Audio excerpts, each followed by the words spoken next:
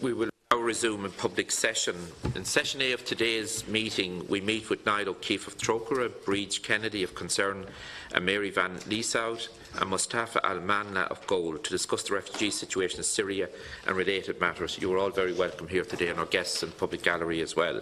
Before we begin, can I remind members, witnesses and persons in the public gallery to turn off their mobile phones. Members are requested to ensure that for the duration of the meeting their mobile phones are turned off completely or switched to airplane safe or flight mode depending on their device. It is not sufficient for members just to put their phones in silent mode, as this would maintain the level of interference with the broadcasting system. By virtue of Section 17(2)(l) of the Defamation Act 2009, witnesses are protected by absolute privilege in respect of their evidence to the Joint Committee. If they are directed by the Chair to cease giving evidence on a particular matter or continue to do so, they are entitled thereafter only to qualified privilege in respect of their evidence. They are directed that only evidence connected with the subject matter of these proceedings is to be given, and they are asked to respect the long-standing parliamentary practice to the effect that they should not comment on, criticise or make charges against a person or body outside the Houses or officially by name in such a way to make him, her or it identifiable. I now call on Breach Kennedy of Concern to make your opening statement. Breach. Good afternoon, Chair and Committee.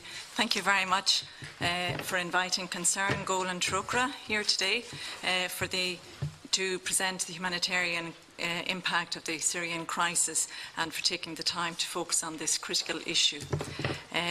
I'm Breach Kennedy of Concern. Niall O'Keefe from Trocra. Mary Van Lieshout. Mustafa Al-Manna Goal.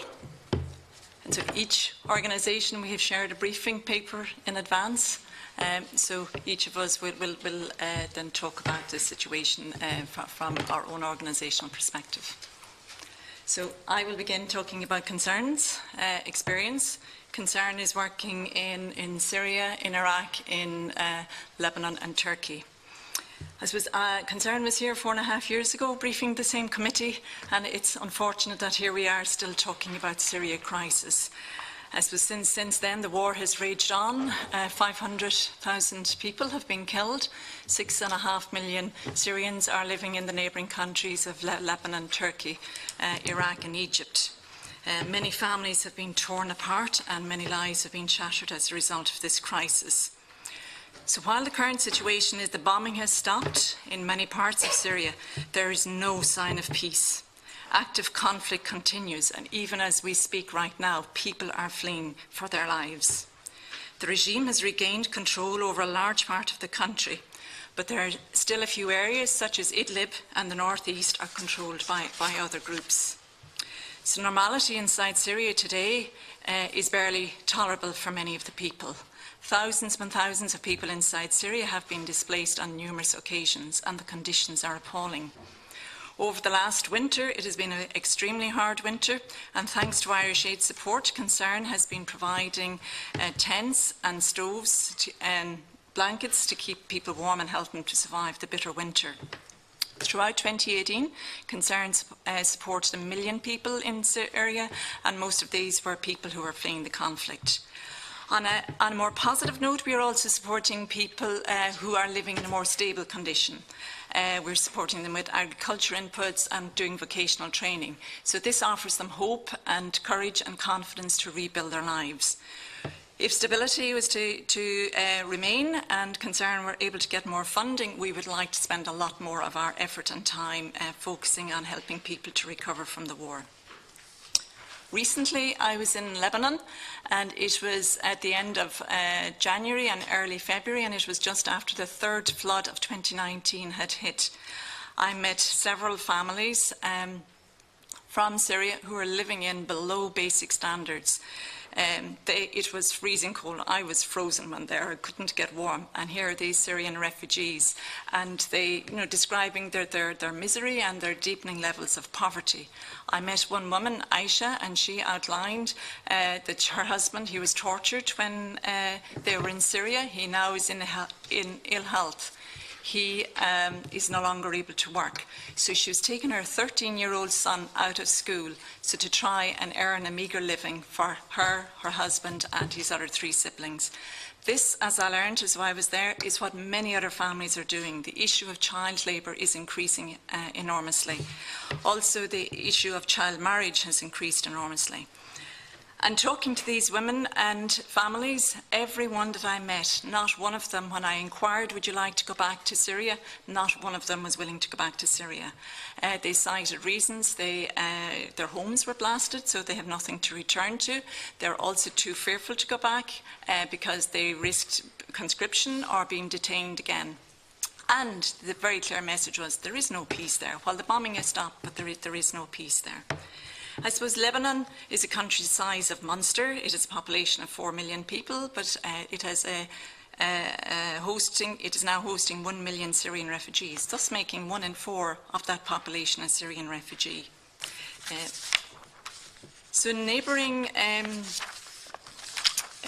Turkey is hosting 3.5 million Syrian refugees, and it has brought legislation in that allows a lot of those refugees to access basic services such as education and healthcare. I suppose there are many tragedies from the Syrian crisis, but one of the big tragedies is over 1 million babies have been born to Syrians living in exile.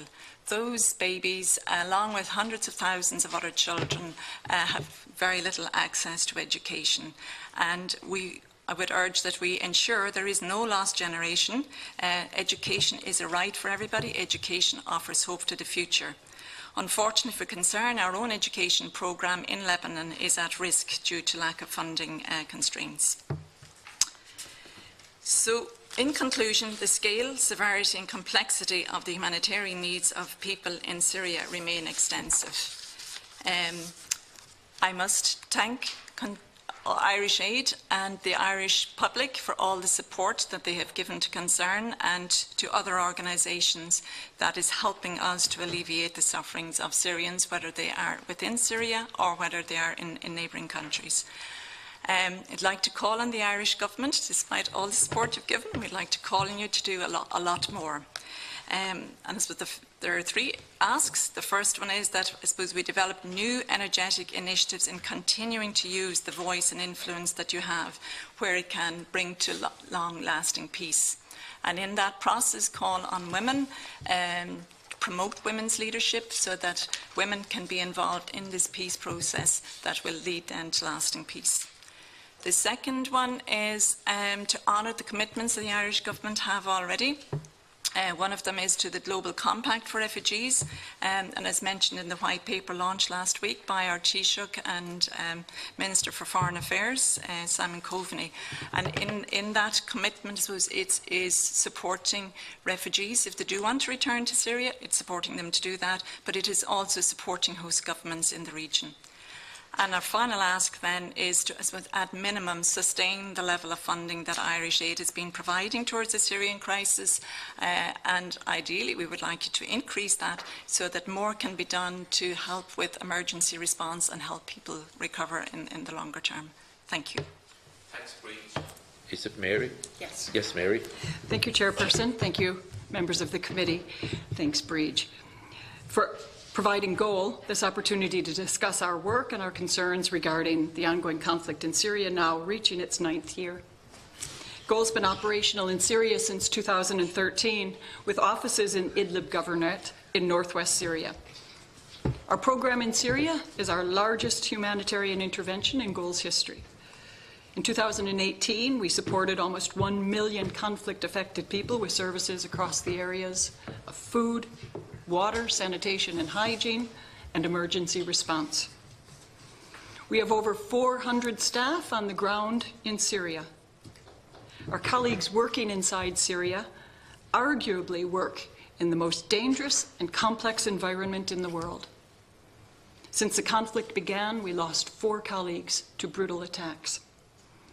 It's an enormous privilege for us that my colleague, Mustafa Al-Mamla, our emergency program coordinator in Syria, can be with us here today to tell his story as emergency program coordinator and to describe GOAL's life-saving interventions in the region. Mustafa?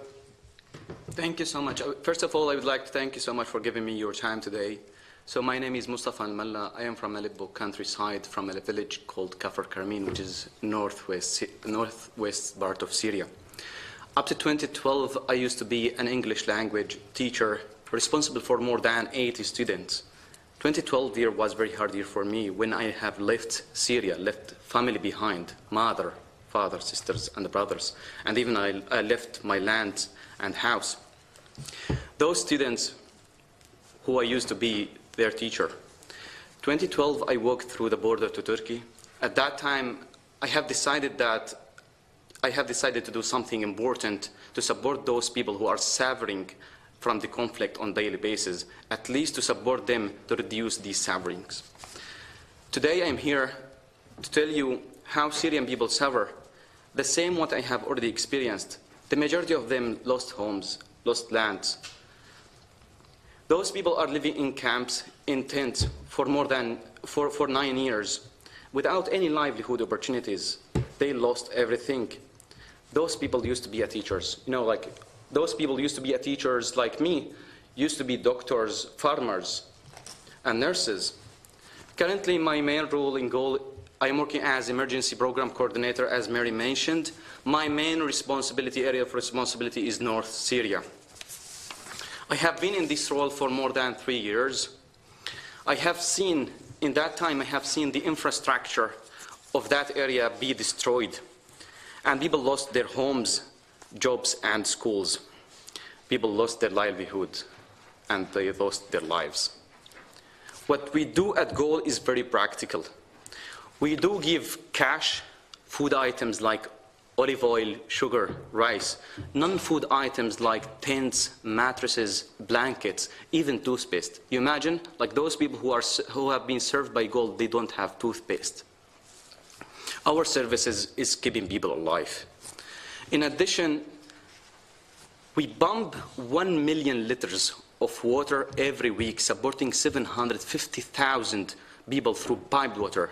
And as you may know from the context in Syria, piped water is very rare. So this is a very life-saving program called WASH. Along with that, we are supporting bakeries through yeast and flour. We are supporting 32 bakeries. We are serving 600,000 people to make sure that they have a proper access to fresh bread every day. This package of 3 vital humanitarian services is a life-saving program for those people. I know how important this work is. Thousands of people have had their lives destroyed. We have doctors who are pleading for jobs, any kind of job, just to have something in their pocket to cover their urgent needs. We need to look at livelihoods of all of these displaced people. As you heard, it's a huge number, 6.2 million displaced people. We need to look at their livelihoods. This is a big problem. What we are doing is vital.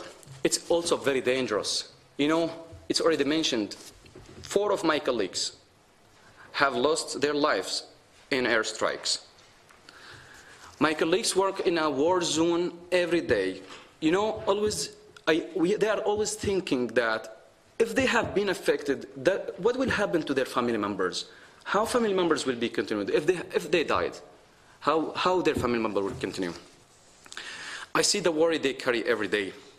The children, every day hear bombs, every day see airstrikes. This has become their normal. And as you know, this is not normal.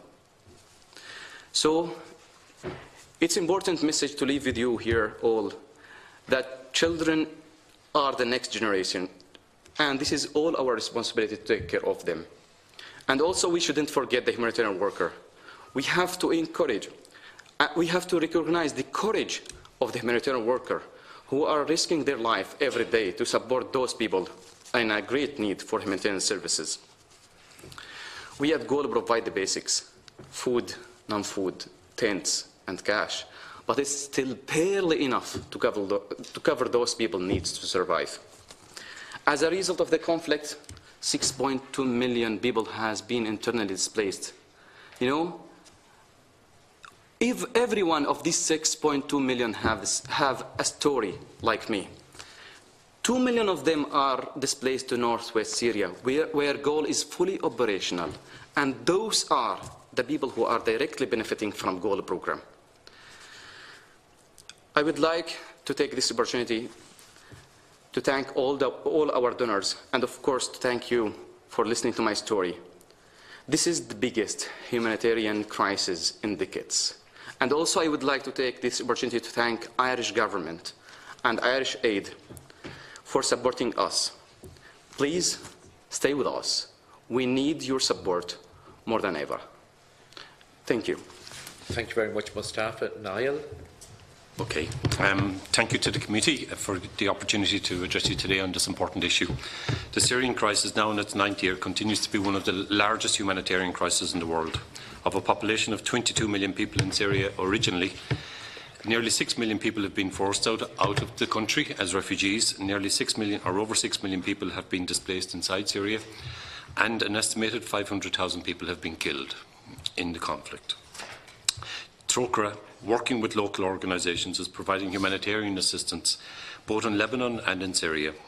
The assistance we provide includes the provision of food, shelter, basic household commodities, especially during the recent harsh winter conditions, support with counselling and psychosocial assistance to deal with the traumas of conflict, and we support people with skills and vocational training so that their years in asylum are not completely wasted. We are very grateful for the funding that we have received from the Irish Government, from the EU, and the significant public contributions we have received in Ireland. When it comes to the question of whether Syrian refugees are displaced people and if they want to go home or would like to go home, the answer is sure, yes, of course they would. If you were a Syrian living in Lebanon, you are most likely to experience the following. You will live on less than $2.90 per day, the minimum required to live in Lebanon, and over half of all Syrians in Lebanon live below this threshold. You probably don't work, and only 43% have informal work. This reduces to only 16% for women. You depend on borrowing money, and nearly 9 out of every 10 households are heavily in debt. You are at least partially dependent on humanitarian assistance, but that assistance is not dependable. According to the UN, in 2018, only 44% of their overall humanitarian funding was received last year. It is possible that you live in a building, but approximately 1/3 of the households, or nearly half if you are a female-only led household, live in tents or other unsuitable conditions. This in a climate where temperatures can rise to the high 30s in summer and drop to sub-zero in winter. Your children are unlikely to go to school, and more than half of the refugee children aged 3 to 17 are out of school in Lebanon.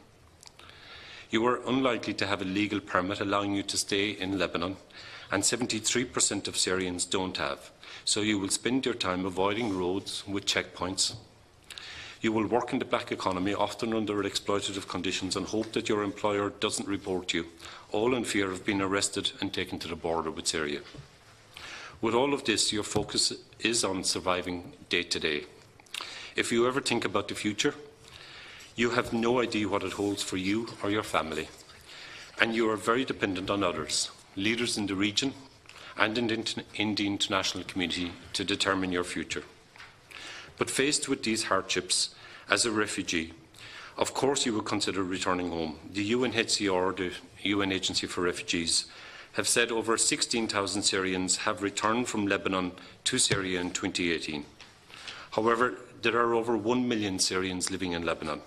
They make up 1/4 of the country's population, and of course the government of Lebanon is encouraging people to return. There are lots of push factors. But if you are a Syrian living in Lebanon and you are thinking of returning to Syria, you have to consider the following. If you return to Syria, you are likely to be unemployed, and over half the population in Syria is unemployed. Over 50% of the social services infrastructure either has been destroyed or is non-operational, and so you are likely to be without water, healthcare and social services. It is likely that your home has either been destroyed during the conflict or is occupied, and over 65% of people in a recent survey have said this to be the case. But what really makes your decision very difficult, if you were thinking about returning to Syria, is fear for your own security. Conscription exists for 18 to 42-year-olds, and avoidance is punishable with 5 years imprisonment or being forcibly conscripted upon your return. You face harassment based on sectarian or assumed political views. You face various forms of violence up to and including rape at the hands of various militant groups, government and anti-government groups. You risk being disappeared or killed in extrajudicial killings. And you are going back to a country where over 500,000 people have been killed during 8 years of conflict, the majority by Syrian government forces. So, committee members, faced with these considerations, would you go back? There is no longer a push for democratic principles we all saw on televisions 9 years ago. Those aspirations are long forgotten about, and your focus now is simply on survival and security. So, Trócaire, working with our local partners in response to the crisis, have identified the following priorities. Any discussion on return for Syrian refugees must have the minimum threshold of being voluntary, dignified and safe. The UNHCR have provided clear principles for return, and Ireland and the EU should ensure that these are paramount. As we have seen, displacement is a multi-annual situation, and therefore the Government of Ireland, working with the EU and through its influence with the UN, should ensure that there is multi-annual humanitarian funding. The Government of Ireland should encourage a renewed emphasis on the UN-backed peace process, in line with UN Security Council 2254, which requires a Syrian-owned peace process. And there must be accountability for the war crimes and the countless human rights violations committed over the past 8 years. Without these, it is very difficult to see the 12 million people displaced by the conflict having sufficient assurances to return home and bring this humanitarian crisis to an end. Thank you for your time. Thank you very much, Niall. I thank all of the contributors, painting a very grim picture, obviously, of what is a very, very difficult situation. Due to time constraints, I'll group the questions and I'll take the Vice Chair, Deputy Maureen O'Sullivan, then Deputy Niall Collins. Okay. Thank you very much, and you're all very welcome. No doubt there are massive issues: the death, the destruction, the displacement. I've had 3 visits to the area. The first one was pre-politics and pre-conflict.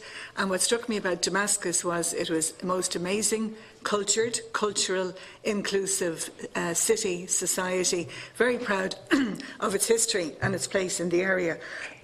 The second one was with your predecessor in Gaul, and we went to the Turkish-Syrian border. And we met the Gaul staff who were coming in and out of Syria at that stage.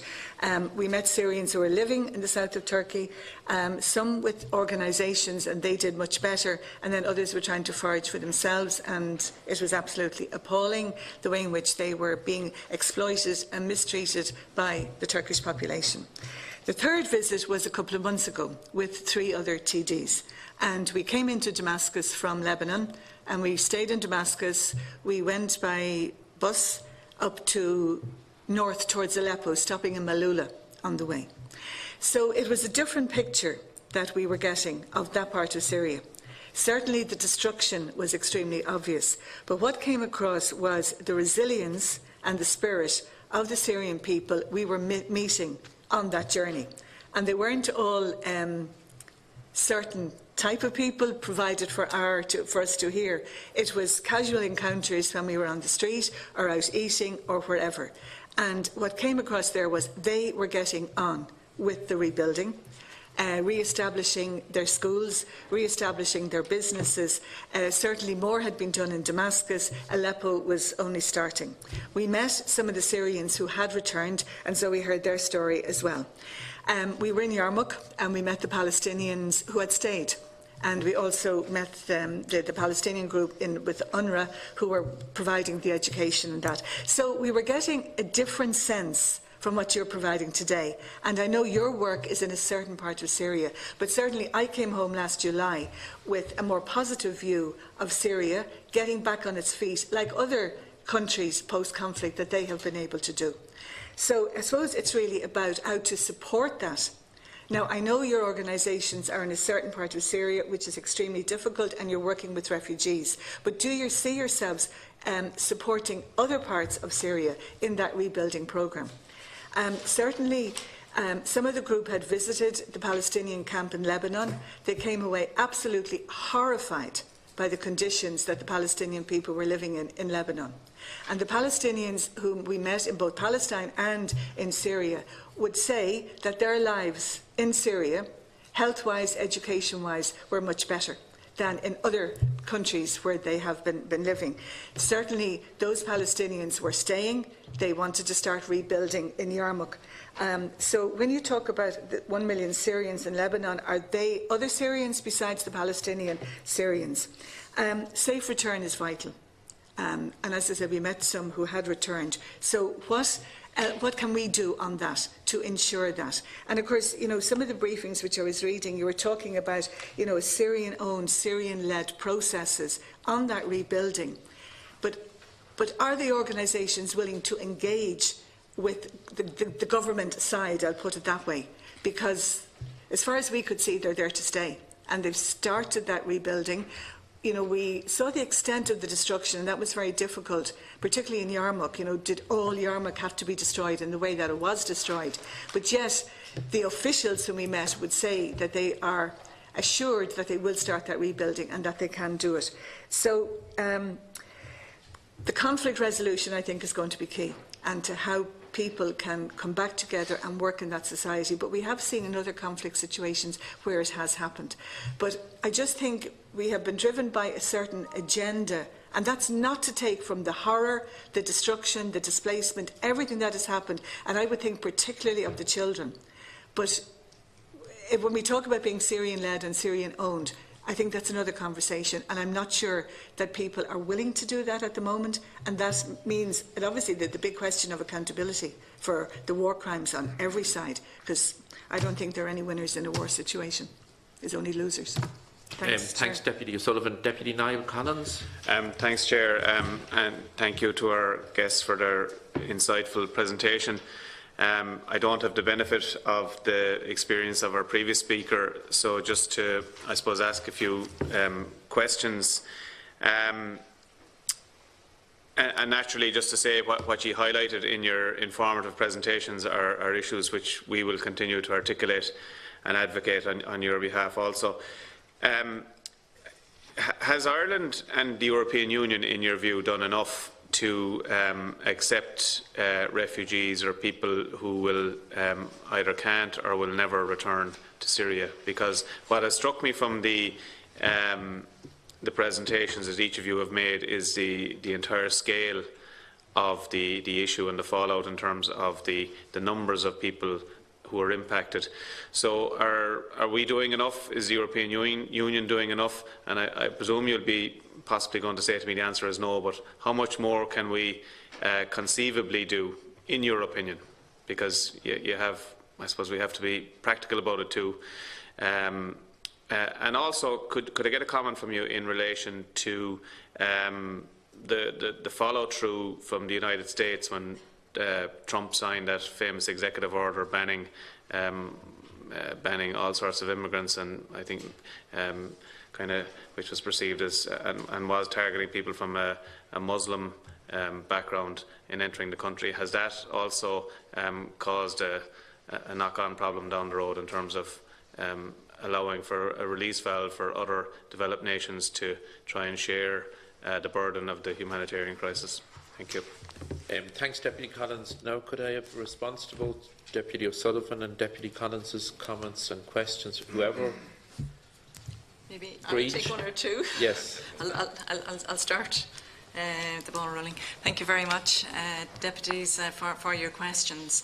And I suppose Syria is the size of Spain, so it's a very large country, and there are different experiences in different countries. And I suppose, as I mentioned in my brief, some areas the conflict has stopped, and it is allowing people to then rebuild their lives. Concern definitely is planning to do a lot more to support Syrians who are returning, or even host populations who may be some who never moved, to rebuild their lives through agriculture production, through vocational training, through business development. And it is looking at it from a very gender lens as well, because the whole conflict has been very gendered. So, you know, women, a lot of them who would never have worked outside of the home before, now they don't have husbands, they don't have adult males in the family, so they're suddenly finding themselves, well, maybe not suddenly, but they are finding themselves in a breadwinning situation. So it's supporting both men and women with appropriate skill setting and skill building, that they can recover themselves. This is definitely an area where Concern wants to focus an awful lot more on. Mary? I'll pick up on that. Do I do something? Thanks, Deputy O'Sullivan, and recognising, first of all, wanting to echo your concerns and your recognition that meeting the people of Syria, the resilience is what stands out. That's often the case in many humanitarian interventions, and certainly we see that in Syria. Right now, GOAL is looking almost on a daily, at least a weekly basis, at how the needs are changing. But where we are working in the Idlib Governorate, we are still experiencing regular airstrikes. We are still very deeply concerned about the safety and security, not only of our staff, but clearly of the populations that we serve. So right now, we are talking, as Mustafa has mentioned, looking at building livelihoods and what we can do on a practical basis to help people living in very precarious conditions to build a livelihood that is sustainable, so that there is that glimmer of recovery even in those very difficult circumstances. We have recently moved into a new territory, which is Azaz, where we are supporting people who are moving from Idlib Governorate. So I think there's innovation in our program, but we have not yet decided to work in other parts of the country. Thank you. Thanks, Mary. Niall? Yeah, so thank you for your questions. And I'm similar to yourself, Deputy O'Sullivan, I too have been to Syria in recent years and to Damascus, and echo your comments in terms of the resilience of people to cope with the conflict and the situation. I think very much our presentations have been talking about the perceptions of people outside of Syria and people who are displaced inside in Syria, and for them what they consider to be safe for them to return. In terms of the organisations engaging with the government, or the international community engaging with the government in Syria, I think it's the UN-backed peace process that we have referred to in the presentations. It is the only game in town in terms of an international peace process. And last year it was agreed within that to establish a constitutional committee. The UN Special Envoy has been leading that, along with the various international or the various countries supporting that. And that was agreed in January last year, and I think there was meant to be 150 members. But yeah, I think in the statements coming from the European Union High Commission for Foreign Affairs and also from the UN Special Envoy, they have been negative towards the engagement, or negative in terms of their opinions of the engagement of the government of Syria. That the government hasn't put forward their members, or haven't endorsed the UN members to that committee.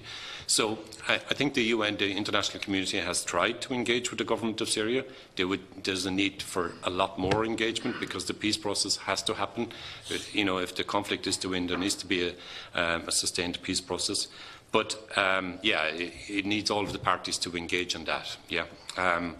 In terms of Deputy Collins's figure or questions about refugees in Europe, of course, like you say, everybody would like to, Europe should take a bigger burden in some ways. Ireland has previously set a target of accepting 4,000 Syrian refugees in Ireland, and at the moment it's less than 2,000, I think.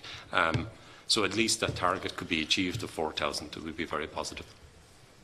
Thanks very much, Niall. I now take Deputy Seán Crowe, Senator Batchik and Senator O'Sullivan. Deputy Crowe. You're very, very welcome. And I want to thank you for the life-saving and life-changing work and important work that you carry out. I think your organisations are great ambassadors for Ireland, and I don't believe that we actually thank you enough. And it's something that, I know you've been in these committees before, but I think we need to be saying that much more often. And the work you are carrying out is is making such a huge difference in people's lives. And I think Irish people are very proud of the work you're engaged in. I listened to what you're saying in relation to trying to get a peace process up and running.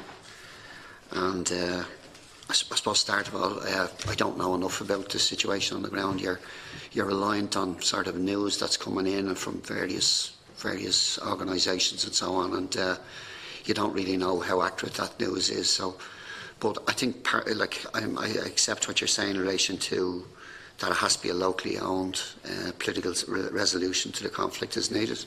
And you're saying Syrian-led and Syrian-owned process.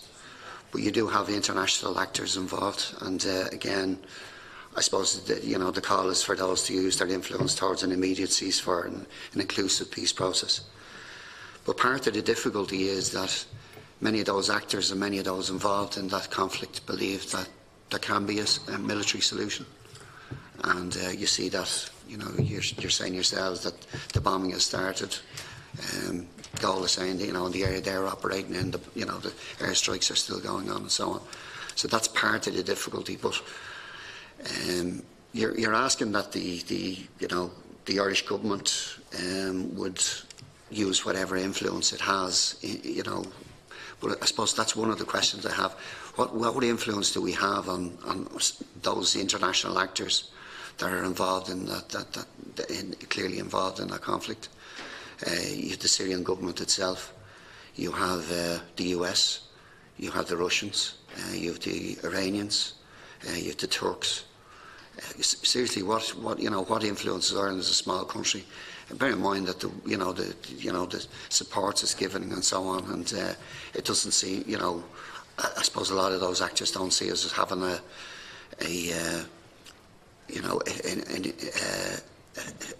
private agenda in relation to that work.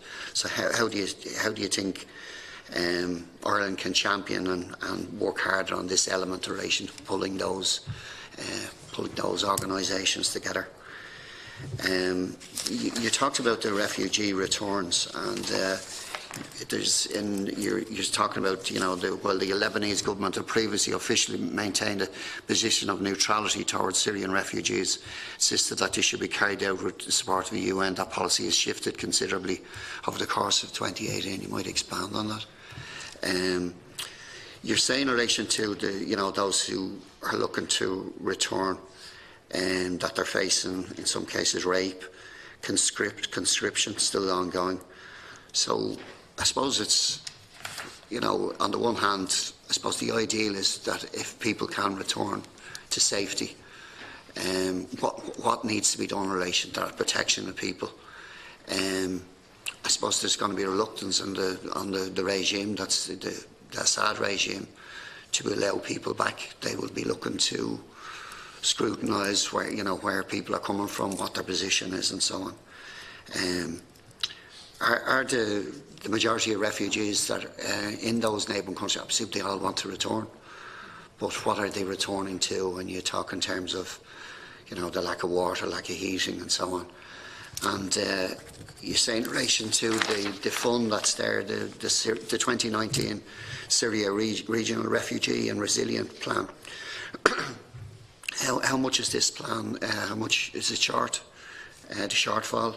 Is Ireland meeting its pledges of funding and international commitments in that? I presume it is, and like the Minister was in saying it is, but I never understand those countries who give the pledge and then, pledges to that funding, and I don't understand, what is this about? Is it a day in glory and then they return to their own countries and don't give that pledge? So I'd be interested to know, who are these countries that have pledged and haven't lived up to the commitment. You're saying in relation to the difficulties that, particularly the US, their decision to withdraw aid, and maybe you might expand on how that's impacting on people on the ground itself. But then you say in relation to that Syria Regional Refugee Resilient Plan, you don't want money spent on that money spent on reconstruction. But how important is that reconstruction within Syria in relation to encouraging people back? And I presume it's you know, if there's reconstruction going on in the country, there's jobs involved there. There's, you know, it's building hospitals, it's building homes, it's building, you know, water installations and so on.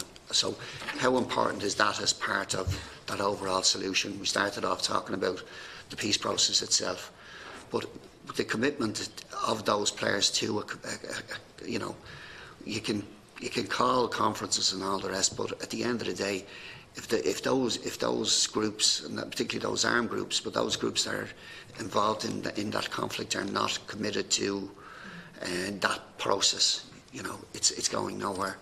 And I suppose lastly, in relation to the process itself, how important is that, you know, groups within that process having a voice, and I'm particularly, you know, say looking at the likes of the Kurds, you know, how important is it, you know, the Kurdish political representatives have repeatedly called for their own separate seat at peace talks, and I believe they should have one, but, you know, they're very much part of you know, the answers that are needed in relation to Syria and in relation to that region and so on. The Kurds have clearly have a huge role to play. They've played a real, you know, huge, significant role within the fight against ISIS. So how important is, you know, group, you know, individual, you know, people like the Kurds, you know, different indigenous people in there. How important is that they have a say around the table? Thanks, Ivana Bacik. Thank you, Chair, and thanks to you all for the really helpful update and very valuable update you've given us, and also thank you for the great frontline work that you are all doing, and you and those in your organisations. It's, I think, really important that we hear the practical issues for people in Syria, for civilians in Syria, how the conditions are, both for Syrians living in Syria and for those who are displaced in refugee camps, and of course internally displaced too. You know, I think going from taking up where Deputy O'Sullivan spoke about, obviously there are very different conditions prevailing depending on the region within Syria, and where you're working, as you say, you're seeing the really you know, much more severe issues around security, around people's safety, and that's what's stopping refugees from going back, clearly in lots of areas. I suppose looking at the asks you've helpfully provided us with, you know, under those three headings of peace, of refugee return, and of aid funding, it seems to me there are two under the second two headings of the refugee return and the commitment to sustained commitment to aid. It seems to me, the question for our committee is how best we can support you on those asks. I know, and we're all aware, I think, that the Brussels 3 conference is taking place just next week, 13th to 14th March, and that Ireland will be represented there. And, you know, should our committee, for example, write to the Minister for Foreign Affairs seeking commitments that Ireland will push for ensuring that support to refugee returns is in line with the EU's commitment to the voluntary, dignified and safe return, and also that the Irish Government will push to ensure funding is provided on a multi-annual basis to meet the needs of Syrians both in Syria and outside Syria who require support. And I think within those two asks, you've also all emphasised the need to ensure protection for humanitarian workers on the ground. And I've been working for some time and supporting work of Irish Syrian groups here who have brought over members of the White Helmets, and I'm told that just even this week the White Helmets, those civilian workers who are so bravely trying to support their fellow Syrians who are under airstrikes from the Assad regime, that those the White Helmets are under threat within Syria too, ongoing threat.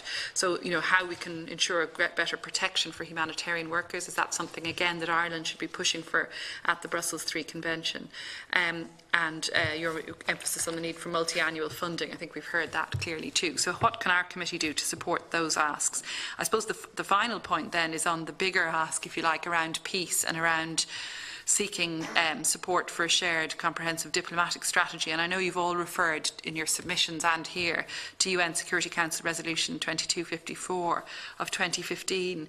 And I went back and read it again, and of course it now reads very sadly and tragically as being really out of date given what has happened since then. You know, it looks for an inclusive and Syrian-led political process that meets the legitimate aspirations of the Syrian people.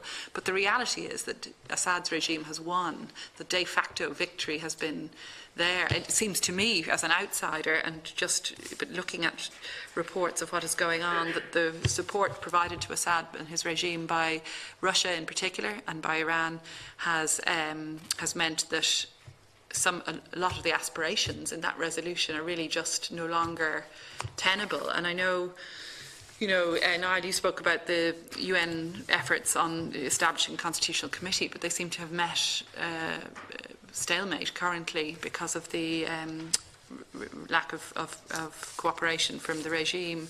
So, you know, how can we, on this committee, noting how, you know, Ireland's role, how can we seek to continue to push the aspirations in that UN resolution, but recognising that the situation on the ground has moved on, and recognising, I suppose, the real tragedy of that when there was a genuine democratic revolution being proposed in Syria at one point. And, you know, I've hosted a film here by filmmakers, Irish filmmakers who've made films, who've been in Syria, who've been seeking to spread support internationally for the democratic movement that had been in place in Syria, but which really is now, it seems, again, has been defeated. So I suppose, you know, in the context of the real politic of what's really happening in Syria now, how can we promote that resolution, and, you know, how can we support you in promoting it in the important work you're doing on the ground? Thank you. Thanks, Senator Patrick. Senator Ned O'Sullivan. And I won't prolong the meeting, as I'm coming in late, for which I apologise. I sent earlier word that I was at a meeting of the Commission, the Oireachtas Commission, was discussing important legal matters, and it overran. But I did take the opportunity to read the statements, presentations online, and of course I've been briefed by Deputy Collins, who has a particular interest in this and has briefed us and our side of the House. Just briefly, could I compliment all the voluntary bodies who are here to welcome you, to say that I'm just full of admiration for the work you're doing, not just in Syria but all over the world, and under the very difficult circumstances, I know, and on very limited budgets. You deserve every support we can give you. And if I have one question to ask, it would be just, what is there one particular thing that you would ask us here as Oireachtas members, and particularly members of the Foreign Affairs Committee? Is there any one particular thing you would urge us to do when you're concluding, that we could put our teeth into and work on? I have studied the whole issue out there as best I can. I'm afraid I agree with Senator Patrick that it's a kind of a battle that seems to be won to a certain extent by the Russian-Iranian set up there. I suppose your main emphasis as voluntary people would be for peace and for normality and for people to have food and safety and security. But unfortunately there has to be a political end to everything, and I agree with Deputy Crowe when he talked about what level of commitment has been there, you know, by the major players to engage. Deputy Crowe is very involved in the peace settlement in the north here. Some group had to dream up a blueprint and try and get everybody on board with it, and it was a long struggle for them, but to a great extent it was a success. I just wonder, is that level of commitment out there at all? And just one query, sorry, I picked up with interest there the fact that we had agreed to take in 4,000 and only 2,000 finished up here. Is that because there was some block put into the system, or, Chairman, was it because Ireland wasn't just a preferred destination? So I'll just leave it at that. Thanks. Senator O'Sullivan, could I have a quick response then on the issues that have been raised, please? Whoever. Niall. Okay. Yeah, in terms of well, the very last one, I'm not sure why the reason for it's been managed by the Department of Justice, I think. In terms of the peace process, it's been mentioned. The UN, the Constitutional Committee, has been established. It has run into difficult territory in the way it's moving along. It's very, very slow, and it requires the active involvement. But But yeah, I suppose it needs continuous pushing by the international community. It does have the support of those countries, Turkey, Russia, Iran and others, who are strong supporters and have big influence with the Syrian government. So hopefully they will be able to continue to apply their pressure. In terms of the European Union, in supporting that peace process, yeah, the European Union needs to realise as much as possible what kind of influence it has and be able to exercise that influence to bring people around the table. The blueprint for the peace process in terms of the Constitutional Committee, you know, it's there and it has been established and agreed last year or earlier last year by all the main parties, opposition, government and others and so on like that. So it is the blueprint and it's the only one that exists. So I think everybody in the European Union, I suppose, from our perspective and Ireland within that, using its influence to bring the various parties around the table to it. I think one of the questions was around the safe environment existing inside in Syria. And construction and the amount of construction that needs to, and a huge amount of construction is necessary in the government, in the country over the coming years. It's obviously the country has been devastated and because of or due to the conflict. But I think the people, the support that we provide to, and the same here for the other organisations, I'm sure, the support that we provide to refugees and displaced people are very much looking at their own safety and security when you ask them about going home. It's not about just whether they have food and water and so on. It's very much about their own safety and their security when they return home. And it's not that they should return home to a particular part of the country. They should be entitled to go home to where they were from originally within the country. And so they need security and they need safety. And sure, that's very difficult, very, very difficult to achieve in today's and imagine it, and that it can be achieved. But presumably, it has to happen at a very high level in terms of the peace process and establishing a peace process that is inclusive and eventually creates a safe environment for people to go home in a voluntary and dignified and safe way. Presumably, at that stage, then it is all down to the international peace process and putting pressure on where it can to arrive at some sort of a peace process. Yes, just to say, Chair, a few of the members have asked us specifically what can you do as a committee, and certainly we have articulated three particular asks. And it's been said, Deputy Crowe, what confidence do we have that Ireland has a role at influencing some of these players? This is Ireland's largest ever humanitarian support in terms of a single focus. We know that Ireland is one of the top 20 donors in the world on the Syria crisis, and per capita that places us in a very strong leadership position to use the Brussels conference to advocate for continued funding, multi-year annual funding that allows humanitarian partners to plan and to be with people over a considerable period of time. That's a really important ask, that the Brussels conference next week be used to demonstrate that leadership that Ireland has and to use that voice to encourage others to call for the political settlement that's required now. Thank you. Yes, maybe just to add to what my colleagues have said in reply to the request what more can be done. I think Ireland, we've punched above our weight in many cases. We have huge respect globally, and it's to continue to use that at whatever fora that we can, whether it's with the European Union, whether it's the UN, whether it's through our embassies, whether it's whatever fora that we can, and to encourage our colleagues, whether it's in foreign affairs or other departments. I know agriculture, other different departments that are providing support directly, indirectly to the Middle East region. So I would urge is to use every possible opportunity that we can to promote and encourage peace. Thank you very much, Breach. Mustafa?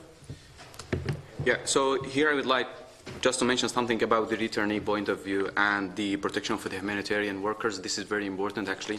About the returnees, so of course, refugees would like to go back to Syria, but keeping into three main elements and factors in mind. As long as the returnee process is voluntary, dignified and safe, and from what we were talking about, the context where we are speaking about is not safe, it's insecure areas. And the protection of humanitarian workers, of course, we want to encourage the humanitarian workers, recognize the courage of the humanitarian workers who are the bridge, and they are the main factor, the main element, who are the bridge linking us with the beneficiaries, affected population, so who are always there to support those people who has been affected and in a huge need for humanitarian services.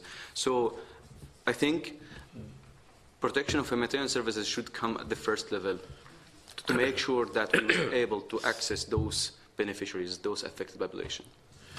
Thank you very much, Mustafa. First of all, could I thank all of you for your very, what Deputy Collins termed, very insightful overview of a very difficult situation in Syria and in the difficulties in the adjoining countries as well. And it was very good to have Mustafa here with us today as a programme director in that particular region. As a committee, we were anxious that Concern Goal and Trócaire would have the opportunity to make a presentation to this committee. This was a special meeting arranged today so that we could have this meeting in public session in advance of the Brussels III Syria conference of next week. As a committee, you know we don't have an executive role, but what we can do, and what I'm sure with the agreement of the committee, we will write to Antónis, Minister for Foreign Affairs and Trade, later today, outlining the concerns that you've expressed again regarding the ongoing humanitarian issues and other longer-term issues in regard to infrastructure and security of people wanting to return to Syria as well, and the obvious pressures in the adjoining countries too, where there are so many displaced people and so many refugees. And I think I was struck as well by your reference to the need to ensure that women's leadership is encouraged and supported in a big way in this particular area, and the whole emphasis on education as well, and the dangers, the very real dangers of a lost generation in regard to lack of access to education. We were anxious to have this meeting in advance of the Brussels conference next week, so that's why we were anxious to get an up-to-date presentation from yourselves in public session.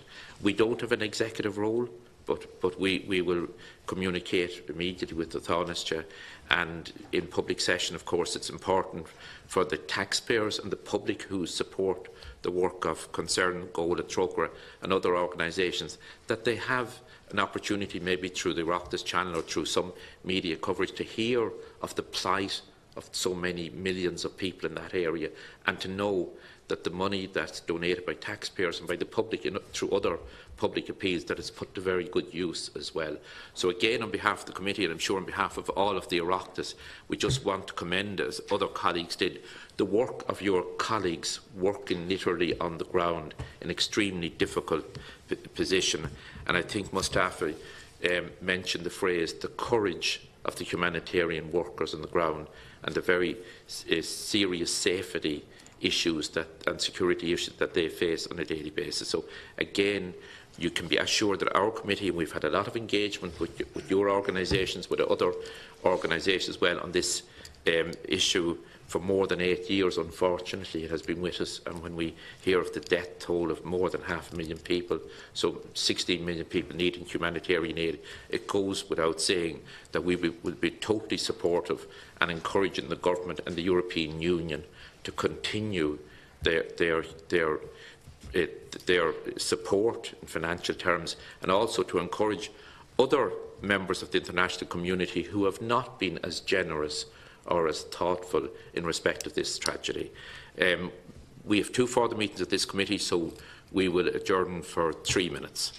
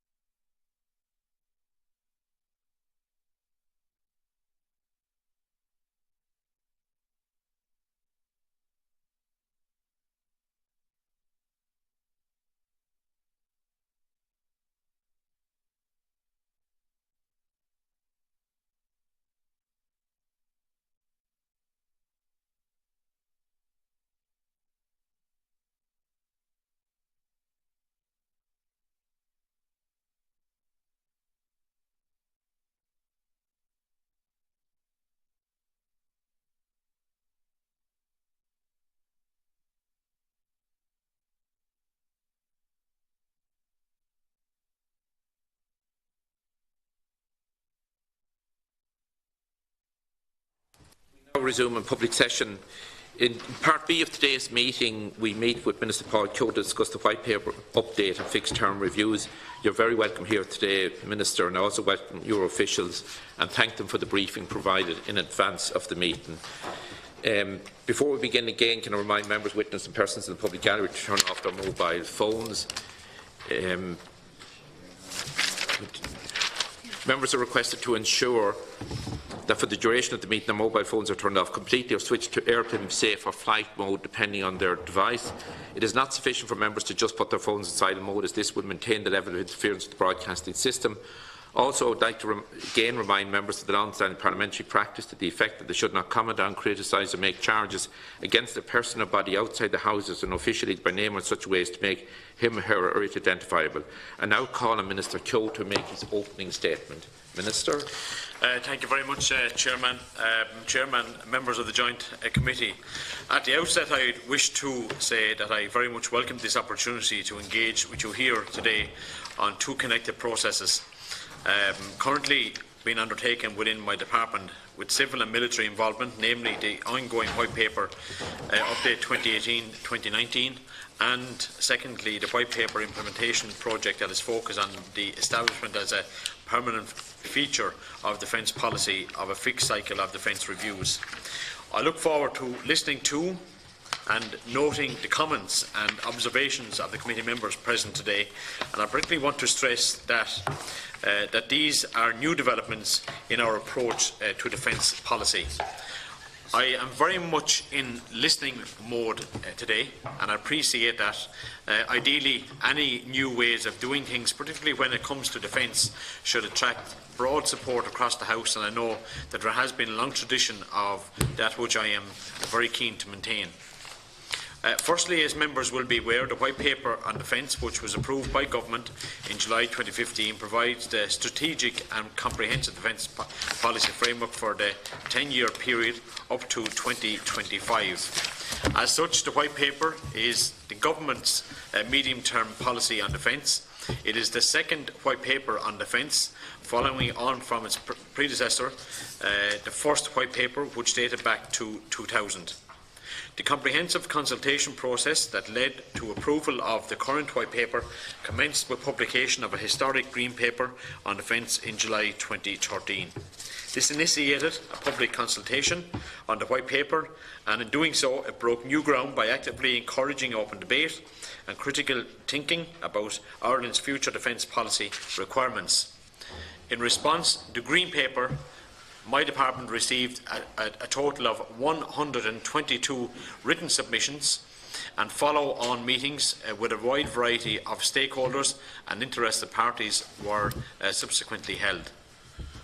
In addition to the public consultation process, officials from the Department of Defence liaise extensively with a broad range of government departments and agencies with a common interest in security or who avail of the services of the Department, the Defence Forces and Civil Defence. There was also a consultation with international organisations with a particular focus on international peace and security, related peace support and crisis management operations. These included the United Nations, the European External Action Service, the European Defence Agency and NATO's Partnership for Peace. The consultation process concluded by bringing all stakeholders together for an open policy debate with an opportunity for those that make contributions to hear the views of a range of panellists and to debate and express their opinions. This was held in Farmley House in May 2015, and I believe that all who attended found the event to be useful and thought-provoking. In addition, a final further opportunity for engagement was also afforded to members of the Dáil to contribute to the development and developing White Paper, and Dáil statements were heard at the end of June 2015. The views of all those who contributed throughout the process were carefully considered, and there is no doubt that the White Paper has benefited from having had these valuable inputs. This policy framework now sets out in the White Paper is designed to be flexible and responsive, which I believe is important given the dynamic nature of the current security environment, and it also designed to enable the defence organisation comprising the Department of Defence and the Defence Forces to be adaptive to these changing circumstances and to use our resources as effectively as possible. It is within this context that the White Paper set out the Government's intention to establish a process of fixed cycle defence reviews. These are commonly internationally and give assurance that policy remains up to date and relevant to changing future circumstances. The White Paper specifically provides for these reviews are to have a 3-year cycle, with every second review being more comprehensive in nature and as such would be styled a strategic defence review. As set out in the White Paper, the Strategic Defence Review will commence in early 2021, but before that happens, however, the White Paper also specified that the first in the new cycle of reviews will be a White Paper update, which my department commenced in July of last year. Members will recall that I wrote to the committee last autumn to seek their views. Naturally, in the interim, a considerable amount of work has progressed, and it is still very relevant to obtain your views, particularly in relation to long-term approach to the process of fixed cycle reviews. I am not here today to advance any particular approach or speak to any particular element of the White Paper, or indeed argue any point in discussion with you. We debate many issues in this committee and in the House, and there are plenty of occasions for me to respond to particular points. This is not such an occasion. My approach today is simply to allow a space in which the White Paper update can take account of what committee members have to say.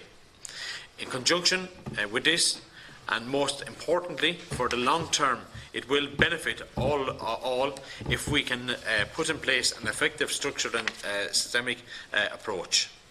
The White Paper represents government policy and defence, and it is not intended that the update will reopen fundamentals of defence policy that were settled when the government approved the White Paper in 2015.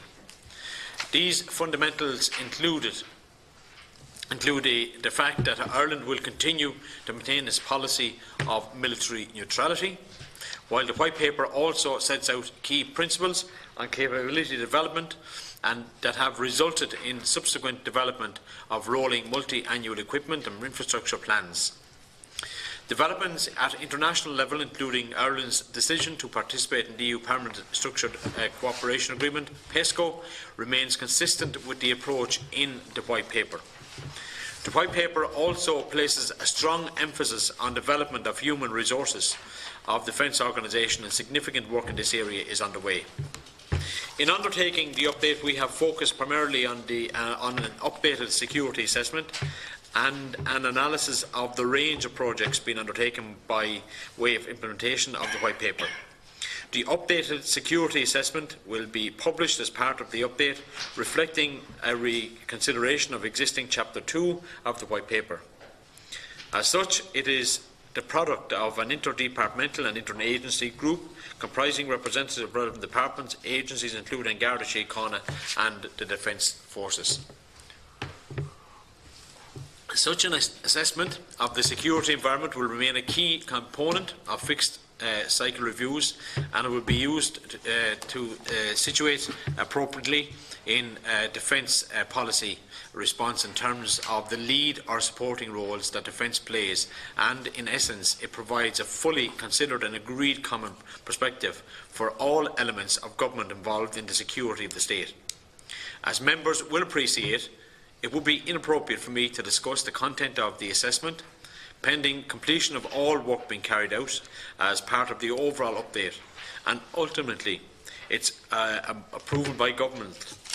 However, I reiterate, as with the present White Paper, the outcome will be published.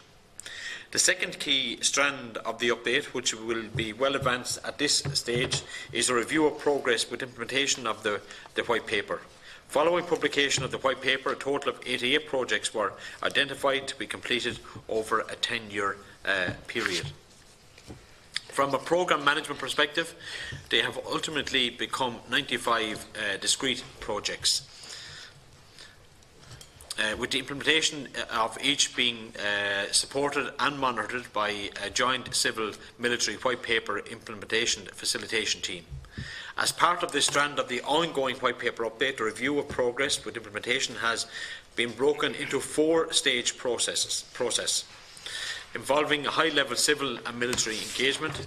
This process has involved a review of all 95 projects with different considerations arising and being factored into the review of each, depending on its current status, i.e. in terms of whether it has commenced or it now closed, etc.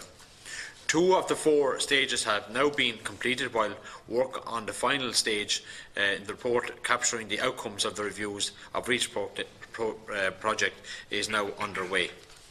Following completion of these 2 key strands of the update, and having regard to any any views members may have, the next important phase of the update would be consideration of implications of any changes in the context of the overall policy requirements, associated tasks, capability development and resourcing.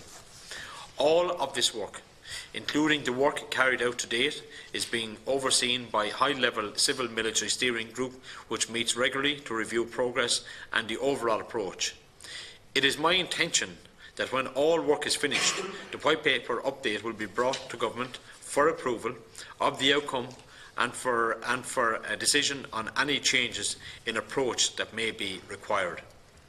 As I mentioned earlier, the second related aspect of my engagement with the committee is to listen to the views of members on the white paper implementation project that is focused on the establishment as a permanent feature of defence policy of a fixed cycle of defence reviews. In this regard, the white paper sets out the government's intention that these defence review processes are being given a new standing in public management terms. The white paper specifically provides for a new set of arrangements to ensure that a strong strategic defence planning and decision-making approach is taken, and I have outlined the process already underway in terms of the first white paper update and the commitment by Government to commence the strategic defence review in early 2021.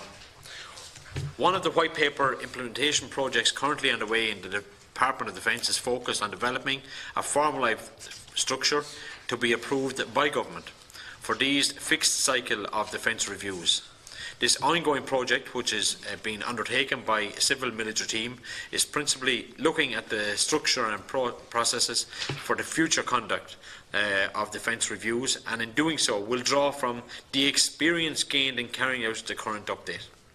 To date, the project team has undertaken a broad ranging studying, including academic review and international comparisons, in order to identify the key elements that could potentially shape the conduct of the future defence reviews. When finalised proposals in this regard will be brought back to Government for approval. However, before that, it is the Government's stated intention in the white paper to engage in a process of all-party consultation in relation to the overall approach that I believe that this committee is an ideal forum to address this commitment. There are at present a number of key elements being considered as part of the ongoing project and subject to the committee's own perspective. It is in and around these questions in particular that I would appreciate your views. Whether legislative provisions should be made for the conduct of fixed cycle reviews, the extent to which the reviews should differ, example, what should distinguish an update from a strategic defence review, the level and breadth of consultation for each, the frequency and timing of reviews, and whether, regardless of these reviews, there is a case for a continuing approach which includes provision for further white papers, and if so, when within the cycle of reviews. Chairman, having outlined the purpose of my seeking disengagement with the Joint Committee, and once again emphasising that my approach today is simply to allow a space so that I can take into account what committee members have to say. And I look forward to listening to and considering the views of all of the members in relation to these very important matters relating to the white paper on defence. Thank you very much, Minister, for your detailed presentation in regard to the work that's ongoing and the white paper update. And could I have Deputy Maureen O'Sullivan, please? Thank you very much, Minister. And of course, the first thing is to acknowledge the engagement with the committee, and I think that's very positive that we're meeting rather often on these matters. You mentioned a high-level civil-military steering group. So my first question is, who exactly is that particular group? Now, just towards the end of your speech there, you were talking about whether legislative provision should be made for the conduct of fixed cycle reviews. So my question is, what kind of changes are you envisaging that would require that legislative provision? And of course, I'm putting it in the context of a report that I've been quoting recently, which your own colleagues engaged in at MEP level, and that was defending our common European home. But it did contain some alarming comments, for example, about redefining the concept of Irish neutrality, amending our triple lock system, and developing our defence industry. So it doesn't sit easy when we have those comments coming from some of your MEPs, who are very engaged at European level, and we are committed to Ireland's neutrality here. Third question is, it was great in the number of submissions that you received, and I know that many of them would have come from civil society. So I'm just wondering about further engagement, because with defence, it's civil society who are most effective when anything goes wrong. Spending, there is an increase in military spending. And are you envisaging further increases? And there are concerns, I did ask you before about this multi-role vessel that was possibly being purchased. Now, I thank you for the letter that you sent me following up on my question about training. And you outlined in the letter some of the training that goes on. And I think it has to be acknowledged the great work that our peacekeeping forces do when they're on the UN-mandated missions. And my question had been in relation to interrogation training, but you did come back on some of the other training. So I think it's important to really emphasise the importance of training in relation to gender and refugee issues, because we saw that the so-called training for the Libyan Coast Guard was far from what it should have been. So I know our troops are much better trained. So, is there a role there that Irish troops, because of the training that we've had in terms of human rights, in terms of gender issues and refugee issues, that we could be more proactive on that? Because certainly what happened in Libya and the Mediterranean was most unsatisfactory. And I suppose the last question, and I'll leave it to the others there, and I might come back in, is on you mentioned about your role with Brexit and planning for Brexit, what you see your role there. And finally, the point I'd have to make is that I was out in Belfield last week for the launch of our development policy called A Better World. And I just have to ask, was there any engagement with your department? Because, how do you complement the priorities that were in that document, in that new policy, A Better World, with what we're seeing in the White Paper on defence? Our role has been human rights, humanitarian, and now I'm just wondering, was there any engagement with the Department of Defence? Thanks, Minister. Thanks, Deputy O'Sullivan. Minister? I'm not aware of the document, Better World. I'm not aware of any engagement. I'll make them revert back to that, okay? Just the White Paper Updating Steering Group has met on at least a monthly basis since the update commenced in last July. Meetings are chaired by a relevant Assistant Secretary and are attended by Assistant Chief of Staff and the heads of the Department Planning and Organisation Branch and the Defence Forces Strategic Planning Branch. There's also a White Paper Working Group which will consider any implications for overall defence policy requirements, associated tasks, capability development and resourcing. This group comprises the Head of Planning Organisations Branch, Defence Forces Strategic Planning Branch and White Paper Project Team. The fundamentals of the White Paper are not going to change, but what I'm saying is I'm looking for your views today on the White Paper. What are the changes you would like to see, or where would you like to see is maybe adding, subtracting, whatever the story is? I'm looking for your views rather than me giving my views, because everyone should know my views when they see the White Paper, because this has been approved by government. This document here was approved by government in 2015. We are at a review stage at the moment.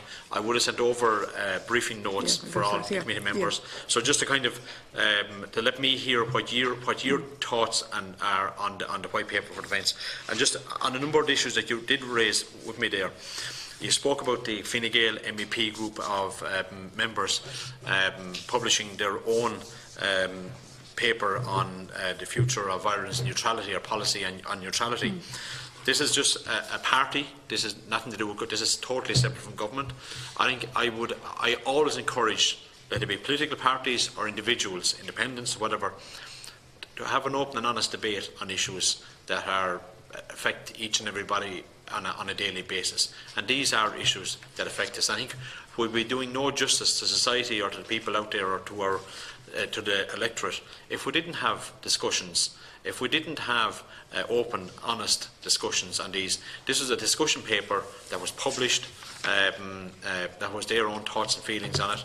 It was not endorsed by my own political party. It was a group of MEPs came together, published this paper, and it was not government policy by any manner or means. But I do openly say that I do welcome anybody's comments, like, or any party's comments on a matter of the day. Just military spending, yes, there is in the white paper that we will and we are increasing military spending year on year. The MRV that you spoke about, the multi-role vessel, this is in the white paper. It's a planning stage, but it's time off yet before we will make a decision on that. And you talked about the Libyan Coast Guard. Yes, we are trained in the Operation Sophia. We are training the Libyan Coast Guard. I'm not sure to the extent of what you spoke about on the gender issues and everything like that. I'm not sure, but I can revert back to you on that.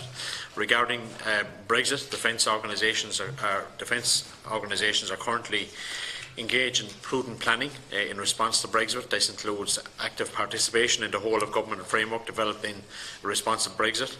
The primary responsibility for the internal security of the state rests with the Department of Justice and Equality, Charlie Flanagan, and Garda Síochána, and also with the Customs and Excise. The immigration requirements are a matter in the first instance for the Revenue Commissioners and the Garda Síochána, respectively. But there is a government Brexit team. I have an assistant secretary from my own department on that. We meet quite regularly, but when it comes to the security of the state, that rests solely with the Department of Justice and its aid to the civil power that they call for the assistance of members of the Defence Forces or the Department of Defence. Okay, so just briefly come back in. The 4 MEPs, I would hope, were not just testing the water to see what sort of a reaction there would be to that, because it was completely undermining our neutrality. And I would be very alarmed at the fact that they made these comments in an open debate in the European Parliament. I mean, it is your party who are in government here, so there's no doubt about it. So my views are that Ireland has a very proud tradition of being involved in UN-mandated peacekeeping missions, and that, to me, is what we should continue doing, and not get diverted into other areas. And regardless of the assurances you're given, there are concerns that we are moving away from our neutrality. So my view is very definitely of the point that we have to be assured that our neutrality is sacred, as is fitting for an independent sovereign state, that we're not going to be brought further into this increasing securitisation agenda that is the EU, and that we do go back to saving lives in the Mediterranean as opposed to being part of an agenda that was bringing people from the Mediterranean into the Libyan detention camps. Leave it at that. Thanks. Deputy O'Sullivan, Deputy Chambers. Thanks, Chair, and thank the Minister for coming in. I just note in the white paper update, a total of 42 white paper projects have been initiated, which is less than half that was commenced. And of that, to date, only 11 of the 95 projects that were outlined have been completed. So it's clear there's an under-delivery in the white paper. I was surprised, though, Minister, in your statement. Really, I was just saying to my colleague, Senator O'Sullivan, there's very little detail or update. It was just an exercise of grammar and language to this Defence Committee. You gave very little explanatory of what you're actually doing on lots of the key issues. So I'd just like to ask some questions about some of the key issues that are fundamental to the white paper at the moment. I understand the Chief of Staff attended the Pay Commission recently. I was very surprised to hear that the Chief of Staff was joined by 2 members of the Department of Defence and also 2 officials from the Department of Public Expenditure and Reform. And I would see that as a muzzling of military management in their plea that they made to the Public Pay Commission. Why did you and your department seek to attend that with the Chief of Staff, and why didn't you allow him to exercise his discretion with the Public Pay Commission? That's my first question. My second question is my shock that I've seen about the effective strength as of March 2019. We've 45% strength in the 1st Brigade, 45% the 2nd, 34% strength in the Defence Forces Training Centre, 22% in the Air Corps, 23% in the Naval Service, a complete destruction of effective strength in our Defence Forces. And why didn't you address that in your white paper update about the serious issues of retention and recruitment? Not a word, not a syllable from you about the massive exodus that we're seeing and the failure to deal with it, where we're seeing a huge spillover on an ongoing basis. My next question relates to, I want you to give an update to the committee on the current recruitment campaign for the Naval Service and the Reserves. There have been concerns in recent days that it has been either suspended or delayed because of a difficulty between the department and others that are involved in that process. And can you clarify to the committee, is it continuing as normal, or what is the position regarding the recruitment that was well publicised by you and others in recent months, and can you clarify what that is? I want to get your view on the whole cyber capability and cyber security issues. Can you outline to the committee how many staff are presently in the cyber security unit, and what has the Defence Forces provided for around cyber capability in terms of personnel, resources and responsibilities? I understand there are 4 positions, and are you satisfied that that is sufficient? And to protect Ireland against these threats, we had President Macron today outline across Europe around the serious destabilising effect that's around democracies if we're not addressing the huge issue of cyber. And how prepared is your department for that? And can you brief the committee on the capability development plan to achieve this capability?